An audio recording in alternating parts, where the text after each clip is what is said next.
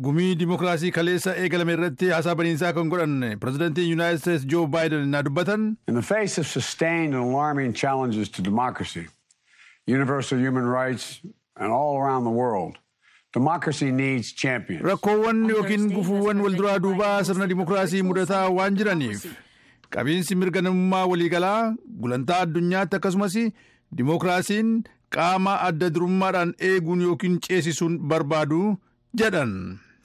Kaleessa eegalee Pireezidaant Baayiden gumii dimookiraasii karaa marsariitiin keessummeessaniin mata duree dimookiraasii haaromsuu jedhu jalatti biyyoota 100 ol walitti qabanii mari'achiisaniiru.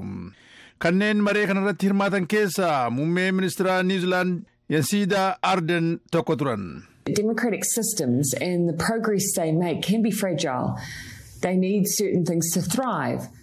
Sirni dimookiraasii fi bu'aan galmeessee baduu danda'a. Sun akka hin taanee fi wantooti akka bu'uuraatti taa'uu qaban ni jiru. Kanneen keessaa ijaarsa instituutiiwwan jajjaboo fi olaanoo, caasaa ifate kan uummattoota walitti hammatuu fi uummataa fi mootummaa walitti fidu ijaaramuu qabu ture kan jedhan.